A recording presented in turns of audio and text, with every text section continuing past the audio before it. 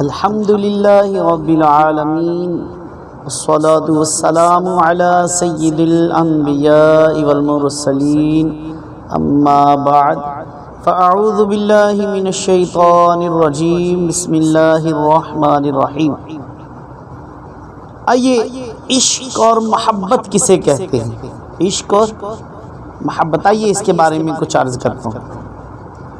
حجت الاسلام سیدنا امام محمد بن محمد غزالی رحمۃ اللہ تعالی علیہ محبت کی تعریف کرتے ہوئے فرماتے ہیں کہ طبیعت کا کسی لذیذ شے کی طرف مائل ہو جانا یہ محبت کہلاتا ہے۔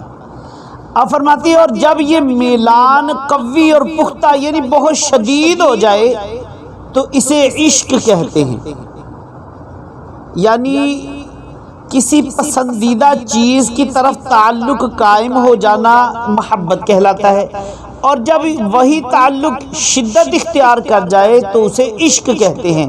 جبکہ اللہ عز و جل اور اس کے رسول صلی اللہ علیہ وآلہ وسلم سے محبت اور عشق کا مطلب یہ ہے کہ ان کی اطاعت اور فرما برداری والے کام کیے جائیں۔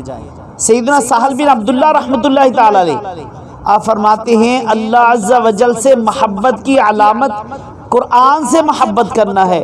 آپ فرماتے ہیں قرآن سے محبت کی علامت نبی ذیشان صلی اللہ علیہ وسلم سے محبت کرنا ہے، اور فرماتے ہیں نبی آخر الزمان صلی اللہ علیہ وسلم سے محبت کی علامت ان کی سنت سے محبت کرنا ہے، اور ان سب سے محبت کی علامت یہ ہے کہ آخرت سے محبت کرنا، اور آخرت سے محبت کی علامت یہ ہے کہ قدر ضرورت کے علاوہ دنیا سے بغض رکھنا۔ اللہ اکبر۔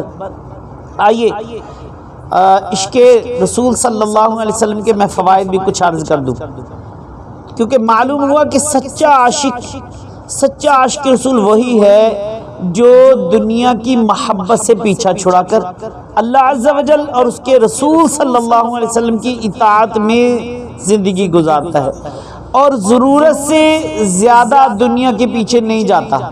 جو لوگ عشق مصطفیٰ صلی اللہ علیہ وسلم کو دنیا کی مرغوب چیزوں پر ترجیح دیتے ہیں، انہیں یہ عظیم الشان انعام حاصل ہوتے ہیں۔ مثلا نمبر 1، اللہ عز و جل ایسے لوگوں کے دلوں میں ایمان راسخ فرما دیتا ہے۔ نمبر 2، ان کا خاتمہ اچھا ہوتا ہے۔ نمبر 3، اللہ عز و جل جبرائیل علیہ السلام کے ذریعے ایسے لوگوں کی مدد فرماتا ہے۔ نمبر 4، انہیں ہمیشہ رہنے والی جنتوں میں داخل فرمائے گا جن کے نیچے نہریں بہتی ہیں۔ نمبر 5، ایسے لوگ اللہ عز و جل کے پسندیدہ بندے کہلاتے ہیں۔ اور نمبر 7، سب سے بڑی خوشخبری یہ ہے کہ اللہ عز و جل ان سے راضی ہو جاتا ہے۔ اللہ پاک ہمیں سرکار صلی اللہ علیہ وسلم سے سچی اور پکی محبت نصیب فرمائے۔ اللہ پاک ہمیں سنتوں سے، قرآن پاک سے، نیکیوں سے محبت نصیب فرمائے۔ آمین بجاہ النبی الامین صلی اللہ علیہ وسلم۔